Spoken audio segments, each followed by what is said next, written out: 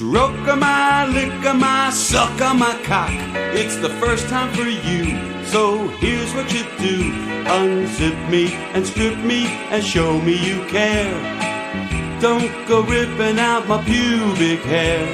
Reach for my, grab for my, pull at my cock. You can do it with ease, just get on your knees. Start licking and slurping, my dick will get firm. Soon you'll be tasting sperm.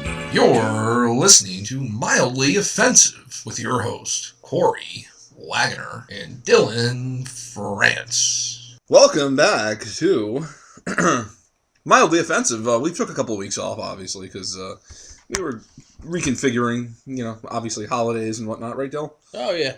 Maybe trying to see if there's a way that we could get some more than the three people to listen to us than what we've had. I mean, we're not the most attractive guys on the airwaves. Well, luckily for us, you can't see our faces, and that's a plus for us, definitely. So, what are we going to start with, Dill? We're going to go Jets? Yeah, I mean, what else could we start with? Yeah. So let's dive into yesterday's game. Obviously another loss. We started very promising. We were playing the Dolphins. It's 2 weeks in a row where Zach Wilson had a good first half. The Saints game was close at the end of the half. We kept them in. We stayed in that game, and obviously they ran away with it. But this game was. We were winning this game at halftime.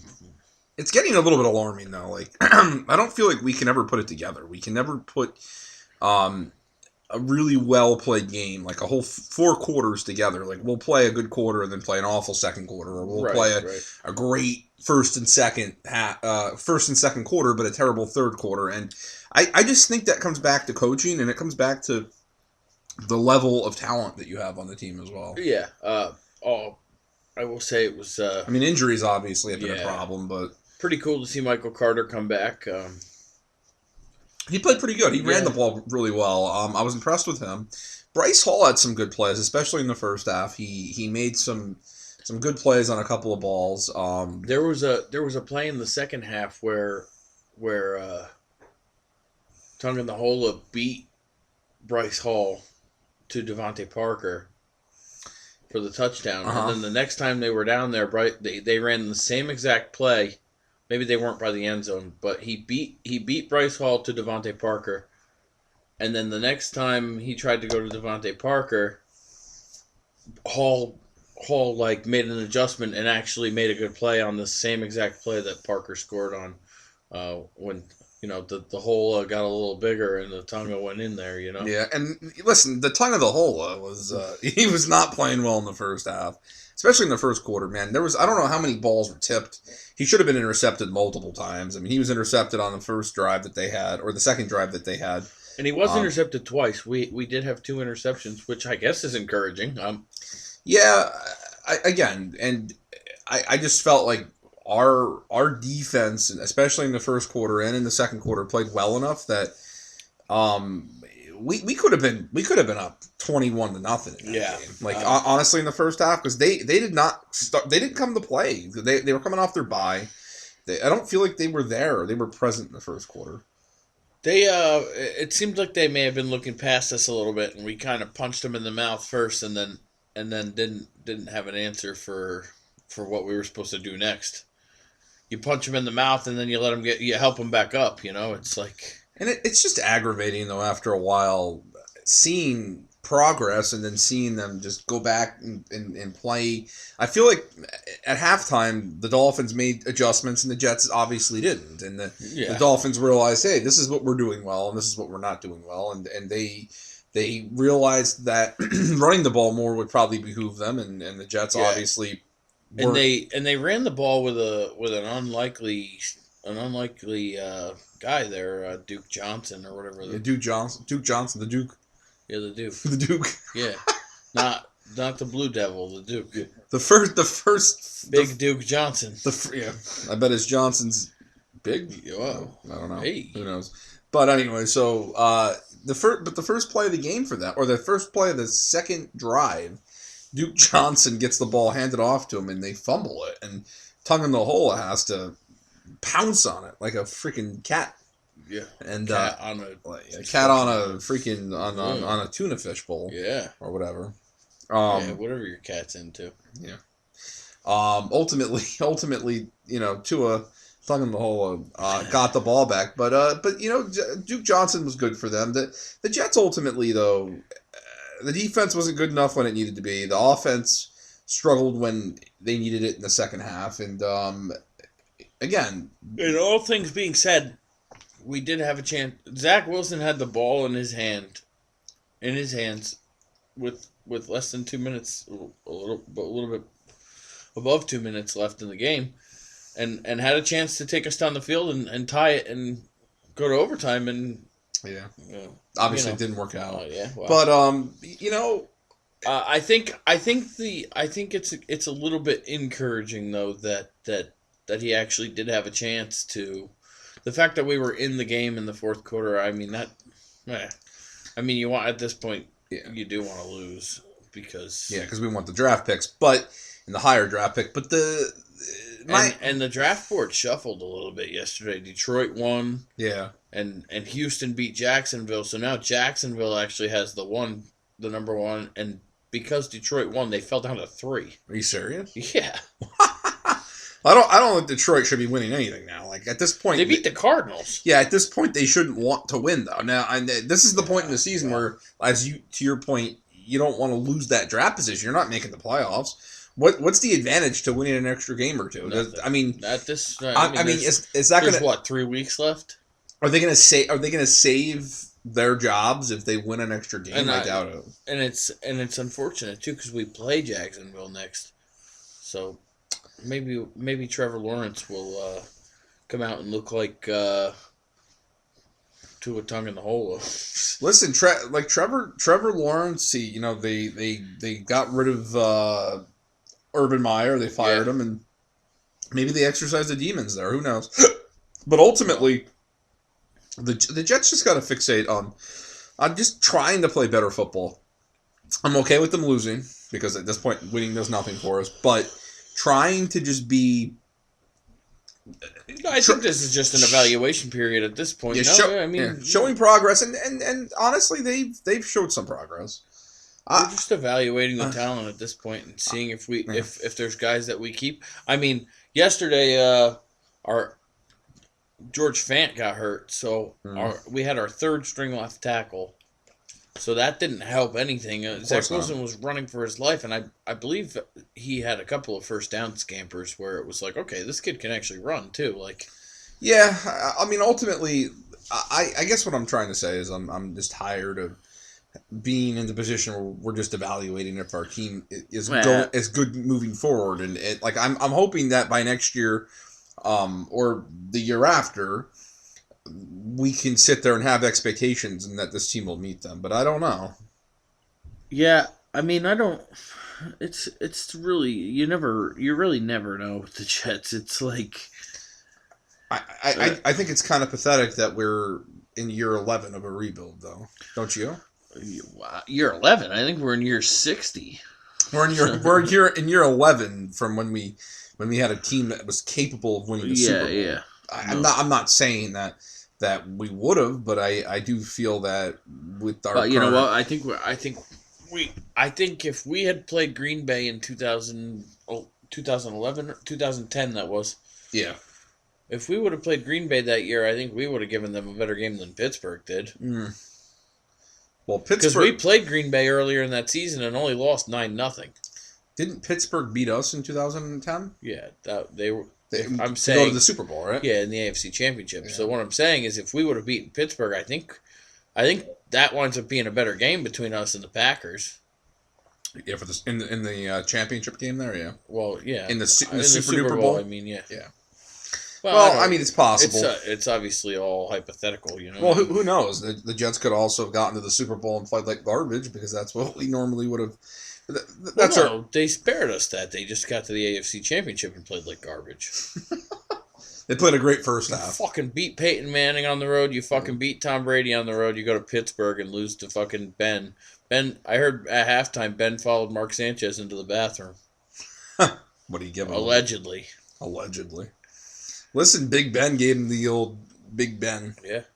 He told him what time it This was. is a sloppy burger here. He told him what time it was. So, let's get to the Giants real quick as we transition. I mean, not much to say about the Jets. No. It's encouraging, but I think there's more. I think there's more to watch when it comes to watching a Jet game than there is watching a Giant game right now. I agree. Oh, like, fuck. We better put the Giant game on, Corey. You gotta watch Mike Glennon. Like, come on. Yeah, Mike Glennon was terrible, and the Cowboys just totally stifled them. I mean, Yeah, it was as they should have. the Cowboys are a much better team. So I mean, that Dallas is like. Dallas might be the number 1 seed in the NFC. They could wind up being, but Yeah, I think now Green Bay is. So that's. Yeah, but Dallas might end up claiming that, and ultimately, it's a matter of it's a matter of if the Jets can. If Dallas, can win the next couple of games, they're playing in the garbage NFC East. I mean, they might be able to do it just based off of their division. I think the entire New York area for football right now is. It's terrible. I mean, New York sports in general is not great right now. What is the best thing about New York sports right now? The Mets? I mean, the Knicks? The Nets, maybe. I don't. I mean, Jesus. I mean, any team. I have a hard time turning a game off that has Kevin Durant in it. I've always thought that. I mean, he's probably the biggest athlete in New York right now. Only because basketball, you can have one guy and that can change everything for you. Baseball, you need you have 9 guys on the field. You need more than one person, and in football, obviously, you need a lot more. I mean, the Knicks. It's certainly not the Knicks. If the Knicks had come out and played this year like they did last year, then I think the Knicks would be the talk of New York. But true, because when the Knicks are relevant, that's you've seen how crazy those fucking people get. So let's get back to the Giants for a minute, though. Like, are we? I mean, other than Mike Glennon being terrible, I mean, what else did you see in that game? Mike Glennon threw one more pass than Zach Wilson did for 71 less yards and had 3 interceptions. He was Zach Wilson was 13 of 23 for 170 yards, no touchdowns, no interceptions. Mike Glennon was 13 of 24 with 99 yards and 3 interceptions. That's just a great day at the office. Oh, if you're Mike Glennon, that's spectacular. Oh, yeah. You just lost your job. He looks like a fucking ostrich. You ever see the neck on that guy? Yeah, I did. I don't know, man. And the Giants, I think the Giants spent money this year thinking that they were going to be better. Wouldn't you think so? I mean, well, they spent a lot of money on defense, and obviously their defense hasn't been that great, Well, and their offense has been fucking abysmal. But yeah, well, you never thought anybody would miss Daniel Jones. And I don't. Yeah, well, I don't. Well, ultimately, I don't believe they're in a position where they're one guy away or 2 guys away. Is Jones the guy there, or do you think they let him go? I don't think he is, but I listen. This is. There's two things at play here. What should happen and what will happen. Okay, what should happen is they should say, you know what, this guy isn't going to be long term the guy because he always gets hurt. And they should fucking bring back Eli is what they should do, right? but I think they should move on and draft another guy, another quarterback, or they should go trade for like a Russell Wilson or whoever. But if they ultimately, I could see Russell Wilson coming here. But if the Giants do what I think they're going to do, what they should do is they should hedge their bet and go get Russell Wilson. they went out and got some weapons for Daniel Jones and Kenny Galladay's been absent. The biggest problem with Daniel Jones isn't even whether or not he has the talent. It's about is this guy ever going to stay healthy for a whole season? And the honest answer is probably not. The guy's always hurt. He's always hurt. I'm at that point, and I'm not a Giant fan, obviously, but I'm at that point with him in what, this is year 4? I would say it's over. He I think he's lost the job. He's lost the right to have the job next year. But I think a lot of Giant fans are going to give Daniel the benefit of the doubt, say, listen, we still couldn't evaluate him because he was hurt all year still. And I think the Maras, John Mara and I think Joe Judge, I think they're all going to just go, you know what, we're gonna stick it out with Daniel, and we're going to see what happens next year. I think it's a mistake. I think they should cut bait. They should go and get. Well, they're going to have 2 picks there in the top 10. But Right now, they're still sitting at 5 and 6. So let me ask you this then: would you take one or 2 of those picks and say, "Hey, Seahawks, this is the trade we're going to give you. We're going to give you one of these top picks. We're going to give you we'll give you Daniel Jones, and I don't know." And I mean, I think they would. I think that Seattle would probably be looking for 2 firsts. If I listen, 2 firsts is a pretty big ask for a guy that's what, 30, 34, 35? How old is Bro? It's tough, man, because I mean, Deshaun Watson is raping people, and they want 3 firsts. True. So I stand corrected. Maybe the asking price will be higher than I think it is, because a rapist is obviously a legend. That's obviously a legend. Yeah, they're everybody's he's molesting them as he gets massages. Yeah. Well, I mean, he's getting happy endings. All right. Listen, it's every quarterback in America's dream. I'm not ashamed to admit it. I'd love to have this guy on my team. I think that he would really make the locker room cohesive. There. Who's that? Deshaun Watson? Deshaun Watson. I think we'd be getting everybody. And we're one of the teams that have the capital to get him, but we're going to sit through another 2 years of Zach Wilson and then go in 3 years draft Chad Pennington's son, who just committed to Marshall. Oh, Jesus. Anyway, so what? Ultimately, I believe what the Giants should do is the Giants should go ahead and they should draft. They should trade for they should get rid of Daniel Jones and they should trade for Russell Wilson. What I think they'll do is they're going to stick it out with Daniel, and I think it's a mistake. But it's funky because like they got Kenny Golladay, they got Kyle Rudolph, they drafted what's our Irish buddy's name there, Kadarius Toney. Kadarius. Yep. Well, the name like Kadarius is Irish. He loves his Jameson. Yeah, he's a very but he's talented. They have quite a bit of talent on offense, and I mean Saquon Barkley's running backwards now, and Saquon's not. He's a shell of himself, and nobody's willing to admit it. And post injury, he's not the same guy. And the other thing is now too, they've sort of screwed themselves when it comes to having cap room next year. Like they're gonna have to make all these guys that they just signed to make their team better, and obviously that didn't work. They're gonna have to make some hard decisions and possibly cut a lot of guys. Yeah. I mean, some of the guys are fan favorites too. Like what's that guy's name? Huckleberry there, plays corner. I don't know his real name. I'm not a Giants fan. Oh, what? I don't know. Brackenberry. Is that his name? I don't know. Brackenberry. Bradenberry. Bread and butter. Samsonite. I was way off. Is he a fucking pickle? I don't. This guy's a corner. He's not a pickle. I don't know, but they're gonna have to cut some. They're gonna have to make some tough decisions. Maybe Gettleman will come back down from Boston and his cat and Boston. He's a real New England. Look at the stars. Look at the stars here. Yeah. Listen, I can't. We got all the stars. I can't find my car keys. Where are my car keys? All right. So we're gonna take a break for a few minutes. We're gonna find our car keys or our khakis. We're not sure. We're not sure if we're looking for the pants or the keys.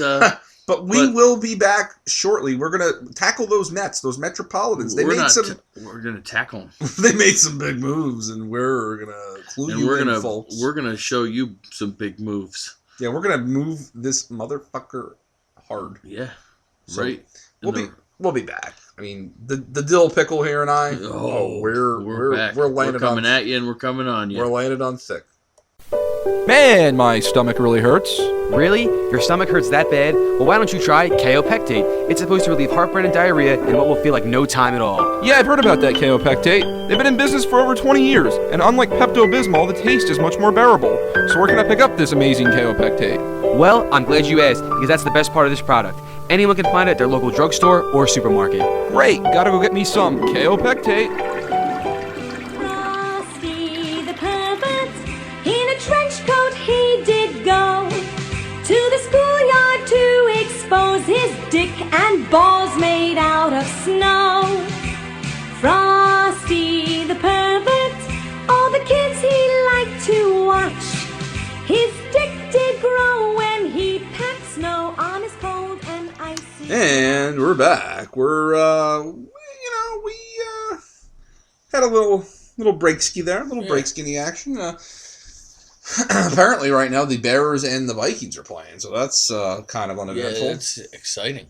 Real exciting. So we're gonna get into the Mets hiring Buck Showalter. Dylan, a couple of questions for you on this. What do you think of the hire? So I think it's the right move. If you look at the guys that they wanted to hire, I mean, none of them have a whole lot of winning experience. I mean, what really has Buck ever won? But he was the Yankee manager before Joe Torre, and and I think he's a respected name in baseball. I mean, I think it's you have a better chance at being something with Buck than you do with Brad Ausmus or Curtis Granderson or some other guys that Curtis Granderson's never been a manager. I think they wanted Carlos Beltran. That was floating around again. And so this is how I look at it. I mean, I think I don't mean to cut you off, but okay. I think that Buck has a better shot at doing something with this team than he did with the Orioles. I mean, he didn't really have any talent with the Orioles. The Orioles' problem was they were rebuilding the whole time he was there, and they expected him to do better than what a rebuild was, and ultimately, the expectations were just out of this world high for a team that just wasn't that good, like you just said. But I think the Mets had to hire a guy with experience because you couldn't hire a guy after coming off of Luis Rojas. Yeah, you who had no experience. Yeah, you can't. You couldn't do. You had to get a guy like and you know what? I will say this. I really do think that if the Yankees would have fired Boone and Cashman and looked for a new GM and a new manager, I think that Buck would be my choice. So Buck actually would have been the choice if the Yankees would have fired Boone no matter what. I actually, or not renewed Boone's contract. I was told, or I read some stuff that Hal Steinbrenner actually was kind of against bringing Boone back, and Cashman was the one that was adamant that they bring him back. But Hal thought that the direction that he wanted to go in was actually Buck Showalter. Like Hal wanted Buck Showalter, and that's kind of crazy to me because Boone is such a yes man for them, and obviously Cashman's gonna you'd think Cashman would do whatever Steinbrenner says. But I think this just shows the disconnect in the front office of the New York Yankees. Like they're like half of the front office agrees with all these analytic things and this Boone yes man garbage and these guys who clearly are underperforming, but they keep letting them have another bite at the apple, and there's people like Hal, who's the owner, who doesn't have the balls to go to Cashman and tell him and essentially put him in his place. Cashman has all this power, and I feel like at this point, because Cashman's been there for so long, Hal doesn't have this. Even though he's the owner, Cashman is so respected, and they're even if when they disagree, he's not going to tell him how it is and overrule him on things. And it's a dangerous position to be in at this point. The Yankees need to figure out who's in charge. Like the guy in charge should be the owner. Don't you agree? Oh yeah, I would absolutely agree. And I think Cashman thinks he has more power than the owner at this point. But I have a very hard time believing that if if we were to have let Boone go, that Cashman wouldn't have just wanted another guy just like him. He would have, but that's where if Hal really was adamant that he wanted someone different, he would have gotten to the point where he was the one in the interviews making the decisions on that front. Yeah. And he would have overruled and told, he would have told Cashman, take a hike. And that's what his father would have did. And I think that's what somebody that's really involved in the baseball operations would have done. But I don't think Hal's really that involved with it. I think he lets Cashman kind of do his thing, and ultimately that's why things ended up the way they did. But ultimately, back to the Mets, I think they made a good hire. The only person other than Buck that I would have even considered as their manager at this point would have been, nice throw by Cousins for a touchdown there. Cousins is having a really good year. Not to shift topics again, and nobody gives a shit that he's having a good year because it's Cousins. He's the cousin raker. Kirk Cousins coming on your cousins. He's coming on those cousins. But I forgot about that. But ultimately, the only people that care if he's around are the people that he's coming on. Yeah, his cousins. His cousins. And your cousins. And your cousins. Cousin fucker. So ultimately, though, the only guy, to get back to the topic, that I would have entertained other than Buck Showalter is Joe Espada, because Joe Espada was the bench coach for Joe Girardi, and he did a great job. Also, there was a lot of names flying around. But he did a great job with the Yankees, and then he did a great job with Houston, and he's still in Houston. So, I think there was just a lot of names that flew around for this job that we're never actually going to have. Like Bruce Bochy was one of the names. See, the problem with Bruce Bochy, and again, with all due respect, he's a great guy, great manager. He's a West Coast guy. Yeah. He did not. He wouldn't. I don't think he would have been able to. I don't want to say that he wouldn't have been able to handle the media here, but I think it would have been a little bit different for him than sunny old San Francisco. You know, Bruce Bochy is a West Coast, and not for nothing. He won a championship every 2 years for 6 years. True. But Bruce Bochy is a West Coast, relax, everything's going to be fine, kind of like mellow vibe, kind of, I'm going to go smoke my pot more than likely kind of person. He's kind of like Phil Jackson. I don't see him being okay with the up-tempo, in your face, why did you not do this correctly from game to game? And like just the way that New York just dissects and tears apart every game and every inning. And obviously I threw out some of the other names, like, Brad Ausmus. Brad Ausmus, I think, is a good manager, but I don't think he's right for New York either. I think his temperament's a little. The other name that was pretty big that I heard, I think it would have probably drove Met fans nuts, is Mike Scioscia. Well, Mike Scioscia, I don't think technically would really want to coach anymore. Yeah, I mean, I wouldn't blame him. I don't think the Met fans would want him either. I don't think Scioscia would want to come to New York. But I do think that if Scioscia wanted to come to New York, I think the Mets would have hired him. And the one guy that it was never going to be that a lot of Met fans wanted it to be is Wally Backman. Yeah, I mean, he's a fucking shit show though. Yeah, Wally Backman, I don't. Yeah. Good dude, good minor league manager. Won a championship last year or something. He's like Sparky Lyle. We'll keep him down in the minors. But I think there's something there's something there with him in baseball and out of the candidates that they hired, that they interviewed though, Espada, Beltran. Well, did they interview? I don't think they interviewed Beltran, but I think they were tossing around the idea of doing the whole year later thing, like the Sox did with Cora, let him be suspended for a year, and then fuck Alex Cora. So Espada, exactly, fuck Alex Cora, but Espada. Babada. Joe Espada. Estrada. They interviewed Espada, they interviewed Showalter, and they interviewed they interviewed Esmeralda. But Espada's brother. But who else did they interview?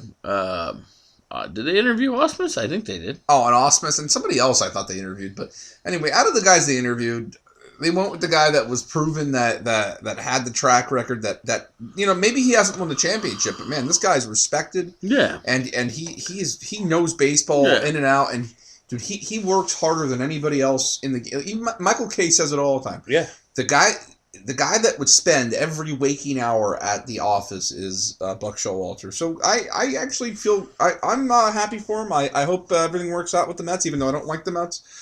I hope everything works out for him, and I hope he's successful. Well, yeah, and you know what? The way that they pulled him out of the Yankee organization right before that dynasty. I hope maybe he has a little success on the other side of town. Yeah, I hope so too. I wish nothing but the best for Buck, and hopefully the Buck does stop here. The Buck. The Buck. The big Buck. The big Buck. The big Buck stops here. If you don't like that, you can go buck yourself. Yeah, please. Have a bucking good time.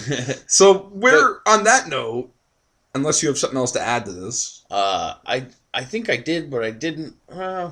Maybe we'll save it for next Smoke week. some more pot, seriously.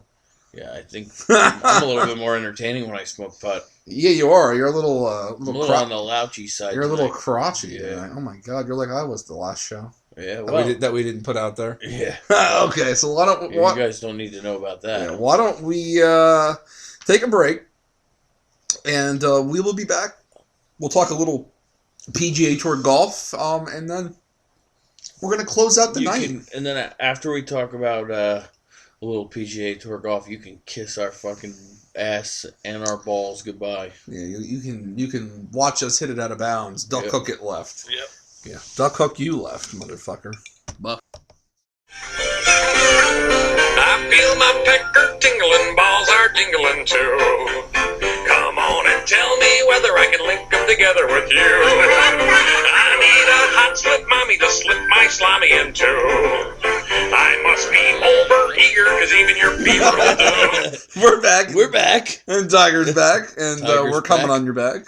Oh, come on, you're back. Come on that back. So, Tiger Woods is back officially. And you know what? That's good for the game of football. I'm glad to see.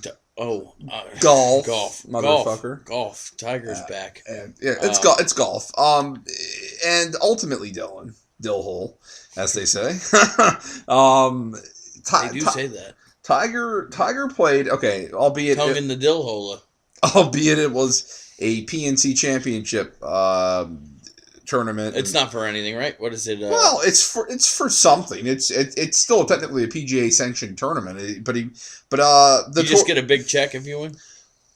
The tour guys get to play with their son. Oh yeah. Or they get to play with their fathers. Ian Poulter. And I saw him and his son. But they weren't in it. They weren't in it? They were not in it. I saw his son talking to Charlie. Yes. Charlie Woods. So real quick, we're not going to spend a ton of time on this topic. We're probably going to end the show pretty quickly because Dylan's a little bit of a... Hey. Don't throw me under the bus. You know how he is. He's a dill hole. Yeah. Dill hole. So Tiger played really well. Him and his son Charlie, the first day, Tiger didn't swing the greatest. But his ball speed was average for tour. You should see my ball speed. And his swing speed was incredible. The guy really performed at a level that an average tour player would perform at. And I think he exceeded expectations. The guy 10 months ago was in a car accident. Yeah. And he had they almost had to take his leg. Yeah. And this guy's back swinging at a competitive golf rate that. And his back's been bad for a while too, right? Yeah, but the fusion that he had a couple of years ago, fixed that for the most part. Yeah. And ultimately now his biggest issue is his right leg. I love golf. I just a couple of years ago got into watching golf when I started playing because I'm trying to figure out how the fuck these people make golf look so easy.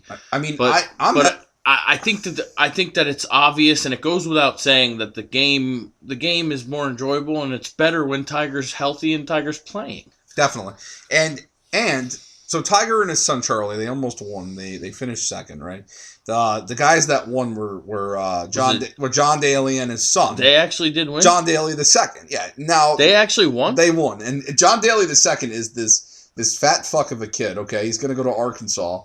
And he doesn't smoke like a fucking chain smoker like his dad does. He doesn't drink like a fucking degenerate fish like his dad does.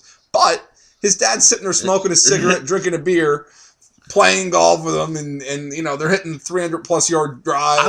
I was gonna say that they were the ones that won as a joke. I had no idea that they actually won. They did win the tournament.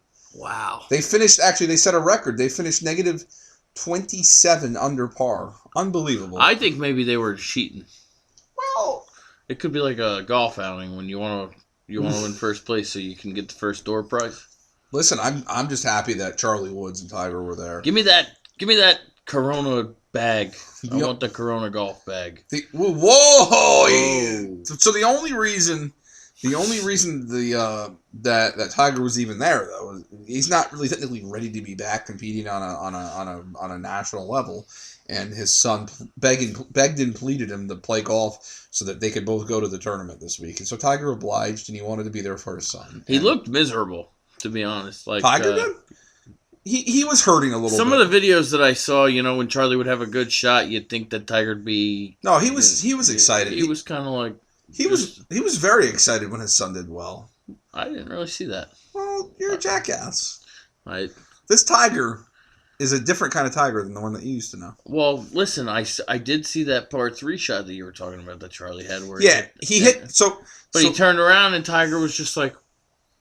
So for those of you that don't know, on Sunday yesterday, Charlie got they were the third to last group, out of the 20 groups of pairings that were at this tournament, and.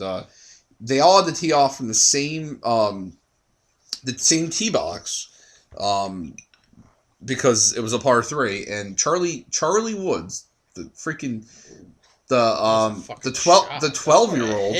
12-year-old Charlie Woods, boom, hit. You're going down. He hit the ball the closest of any of the people of any of the people that participated in this tournament, and like. You know, everybody else besides an 11-year-old, who's Henrik Stensson's son, is older than he is. So the fact that he hit the ball the closest, and if anybody in a field that has so many different guys that are legends, that are professional players, is amazing. Anyway, ultimately, long story short, Tiger played really well. His son played amazing, and it was a great tournament. I hope to see Tiger soon. I don't think we're going to see him. I don't know if he'll be. So when does the actual like PGA Tour season actually start? Where do they go? So it starts in January, and they usually play at Torrey Pines over in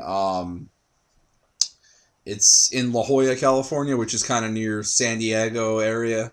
Ish, okay. But I know Torrey Pines that's where he won the 2008 U.S. Open. Yeah. Okay, I was going to say the U.S. Open used to be there. Yeah. They play there here and there. Yeah, and so it's called the Farmers Insurance Open. I would love to go to a live golf event. I've been to a few of them. My uncle wants to go, and I wouldn't be opposed to it. I've been to a few. I want to go while Tiger's still playing and just and listen to that crowd and watch that crowd. You see it on TV and it probably doesn't do it justice, but I'm sure it's unbelievable the amount of people that actually fucking chase after him and it's just hard. It's hard to see anything going on because you have to plan like 3 or 4 holes in advance because it's so many people that are there. So like you have to like be in one spot and then you gotta be ready and willing to go 4 or 5 holes in advance forward to see anything because everything's so spread out. The live golf events, it's not. I'd rather watch it on TV ultimately, but that's me. Yeah, I mean, I wouldn't be opposed to go if somebody said, "Hey, do you want to go?" I wouldn't say no. I mean, I'd enjoy it. I think. Oh yeah, you would enjoy it. I love that course down there. What is that in Jersey City? There, right? Where they played one of the FedEx Cup game matches there this year. I can't remember what the name of the Liberty. Is it Liberty? Liberty, yeah. Liberty Science Center. We all went there when we were in kindergarten. No. Well, we went there like in second grade, Aspire. Liberty Aspire. That's a new one. No, but it's like Liberty Bell National State Statue Park. Yeah, And something like there's that. The one hole you could see the Statue of Liberty. You could see the New York skyline. It's pretty beautiful, actually. It's fantastic. And have you ever been? I went to the PGA Championship over at Baltusrol. Where's that? Over in Scotland? Springfield, New Jersey. Oh, Springfield. Yeah. That's right off of 287. That's right off 287. Yeah. So that was a cool experience, but again, hard to see anything. Ultimately, They used to play. Didn't they used to play a tournament in like Ridgewood? Wasn't there? Oh yeah, Ridgewood Country Club. They played Northern Trust there. I think they still play that. Yeah. So good to know local geography, local tournaments. You know what you're talking about. Yeah, I know a little bit. Yeah, you know your stuff. Ultimately, so it's the great. Other thing that I know is fuck Bubba Watson. Yeah, fuck that guy. It's great to see Tiger back. It's great that we have competitive golf back. You like Phil? I like Phil. Yeah, he's okay. Back in our sights. Phil's okay. Tiger and Phil are okay now. For a long time, you were either a Tiger fan or a Phil fan. You weren't both because they were kind of, they were big competitors. Who's your favorite golfer on the tour? Right now? Yeah. Tiger is my favorite of all time. Yeah. But second? No, like up and coming, like up and coming. Not up and coming. It didn't have to be like the guy who fucking came out and won that random tournament last year and nobody knew who he was. I like. There's a few guys that I really like. I really like Tommy Fleetwood. Tommy Fleetwood's cool. I like Patrick Reed. Yeah, Reed's kind of a prick, but he's cool. I don't like Koepka. I love Koepka. And I don't like DeChambeau. I hate DeChambeau. Oh, ugh. So Brooks I like a lot, actually. I guess I'd have to be willing to give Brooks more of a chance. Brooks has an edge to him. Yeah. But Brooks only cares about winning. He's kind of like what Tiger used to be. I like I've always kind of liked Jordan Spieth. Jordan's okay. I like Rory, those guys. Rory's cool, but Rory, because he's international, because he's Irish or from Ireland, it brings more of a international. What about Ricky Fowler? I like him. Fowler's a cool guy. He seems like a nice guy. Like I like Fowler. What's the other guy? Justin Thomas. So for American golfers, if it's not Tiger, I love Justin. Justin and Tiger are very good friends. Like Justin and his dad and Tiger and his kids, like they hang out, they eat dinner all the time together. They're always. Last year, when Justin and his dad won the PNC Championship, and they got those belts that you win for winning the tournament, and they came to. I just had to stop and stare at it for a minute. I thought it stopped. No, and they came to they went to Tiger and Tiger's house for Christmas, and they wore their belts, and they were like, "Yeah, we won. We beat you guys." So Charlie really wanted to beat them this year, and they did beat Justin and his dad, but they obviously didn't win the tournament. So it's a little disappointing, but at the same time, it was cool that Charlie was great and Tiger was great. Tiger's back, and Tiger's gonna be good. Yeah. He's got to figure out when he's gonna come back. Not gonna play in a whole lot. I'd like to think he's probably gonna be ready for the Masters. So it's possible. The Masters timetable is actually if he was ready for the Masters, that would be quick because he's got a lot more. Isn't that play in April though? Yeah, he's got a lot more rehab to do still though. It's 5 months, 6 months, right? Almost. Yeah, he's still got a lot more rehab to do though. I think he's gonna have.